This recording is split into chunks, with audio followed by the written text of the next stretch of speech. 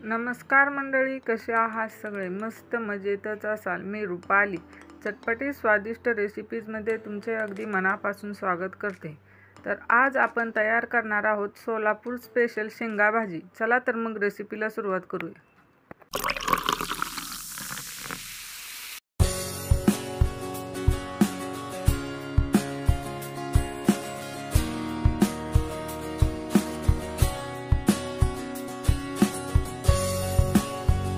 ही भाजी तयार करण्यासाठी सर्वात प्रथम आपण वाटण तयार करून घेणार आहे। त्यासाठी इथे मी कांदा, अद्रक, लसूण, कोथिंबीर, 2 हिरव्या मिरच्या, कढीपत्ता आणि टोमॅटो घेतले आहे।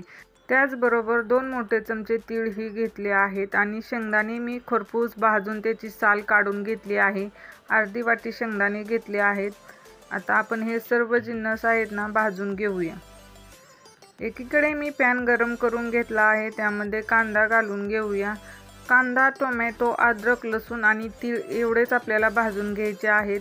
आता कांदा लाल होईपर्यंत भाजून घेऊया। कांदा पटकन भाजण्यासाठी त्यामध्ये मी थोडेसे तेल घालून घेतले आहे आणि 5 मिनिटं हा कांदा लाल होऊ देऊया। पहा, इथे आपला कांद्याचा कलर चेंज झाला आहे। आता यामध्ये 1 टोमॅटो कट करून घेतले होते ते घालून घेऊया आणि अद्रक आणि लसूण ही घालून घेऊया।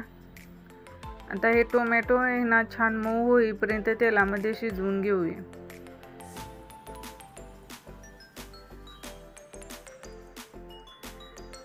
हे पहा, इथे आपले टोमॅटो ही मऊ होऊ लागले आहे।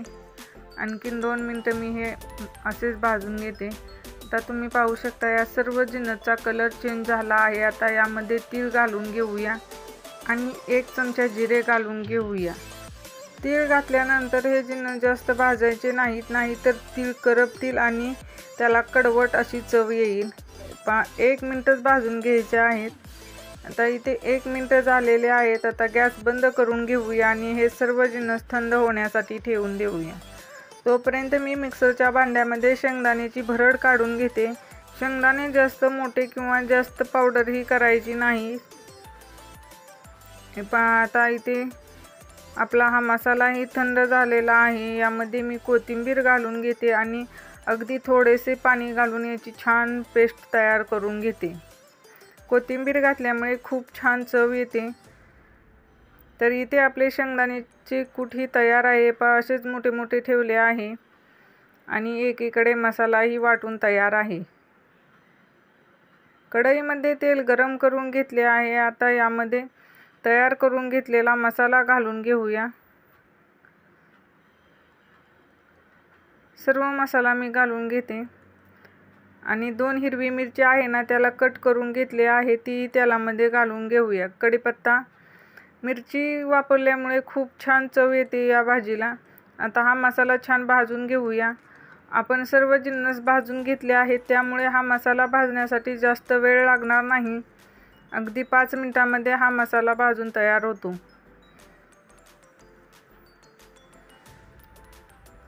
चला तर मग इथे आपले 5 मिनिटं झालेले आहेत आणि तुम्ही पाहू शकता खूप छान तेल सुटले आहे या मसाल्याला। एकदम मिक्स करून घेऊया। पहा, मस्त। आता आपल्याला यामध्ये काही पावडर मसाले घालून घ्यायचे आहेत। 1 चमचा धनेपूड घालून घेतली आहे। 1 चमचा लाल मिरची पावडर, याने कलर खूप छान येतो। अर्धा चमचा गरम मसाला, अर्धा चमचा हळदी पावडर आणि अगदी थोडेसेच इथे मी सोलापुरी काळा मसाला घेतला आहे। या मसाल्याने खूप छान चव येते या भाजीला। सर्व मसाले छान मिक्स करून घेऊया। हे पहा, मसाल्यांचा कलर खूप छान आला आहे। आता यामध्ये थोडे पाणी घालून घेऊया, म्हणजे हे मसाला आहे ना कढईला चिटकणार नाही। छान मिक्स करून घेऊया।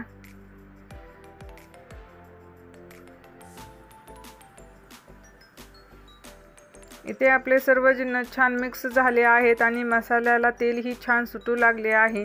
आता यामध्ये चवीपुरते मीठ घालून घ्यायचे आहे। सर्व भाजीचे मीठ मी यामध्येच वापरले आहे, नंतर मीठ टाकणार नाही। आता झाकण ठेवूया आणि 5 मिनिटं हा मसाला छान तेल सुटेपर्यंत शिजवून घेऊया। अशाच नवनवीन रेसिपीज पाहण्यासाठी चटपटी स्वादिष्ट रेसिपीज या यूट्यूब चॅनलला सबस्क्राईब करा आणि शेजारी बेल आयकॉन ही क्लिक करा। याने काय होईल, मी जे व्हिडिओ अपलोड करते ना त्याचे नोटिफिकेशन सर्वात आधी तुम्हाला भेटेल।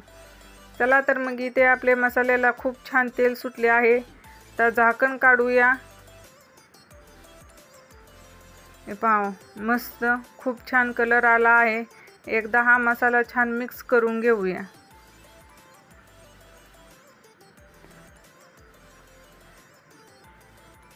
ही भाजी करायलाही सोपी आहे आणि टेस्टलाही खूप छान लागते। आता यामध्ये शेंगदाण्याचे कूट घालून घेऊया आणि छान मिक्स करून घेऊया।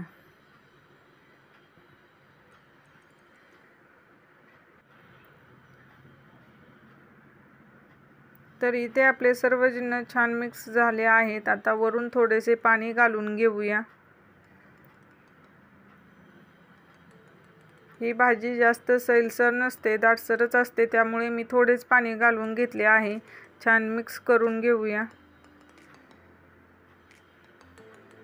आणि झाकण ठेवून 5 मिनिटे ही शिजवून घेऊया।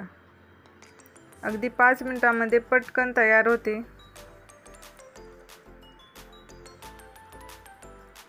हे पहा, इथे 5 मिनिटं झालेले आहेत। आता आपण झाकण उघडूया। वाव, मस्त। आता ही भाजी एकदा मिक्स करूया। चला तर मग इथे आपली एकदम झणझणीत अशी सोलापूर स्पेशल शेंगा भाजी तयार आहे। वरून भरपूर अशी कोथिंबीर घालून घेऊया। सोलापूरची कडक ज्वारीची भाकरी त्याचबरोबर ही शेंगा भाजी खूप छान लागते खायला। आता उन्हाळ्याचे दिवस चालू आहेत आणि या दिवसामध्ये जेवणही खूप जात नाही, तर बऱ्याच वेळा भाजीला काय करावे हा प्रश्न पडतो। अशा वेळी तुम्ही ही शेंगा भाजी पटकन तयार करून खाऊ शकता। अगदी 5 मिनिटांमध्ये आणि घरच्या साहित्यामध्ये तयार होते। तुम्हीही ही भाजी नक्की ट्राय करा आणि कशी झाली ती कमेंटमध्ये सांगायला विसरू नका। सो रेसिपी आवडल्यास चटपटीत स्वादिष्ट रेसिपीज या यूट्यूब चॅनलला सबस्क्राईब करा। पुन्हा भेटूया अशाच नवीन रेसिपीमध्ये। धन्यवाद।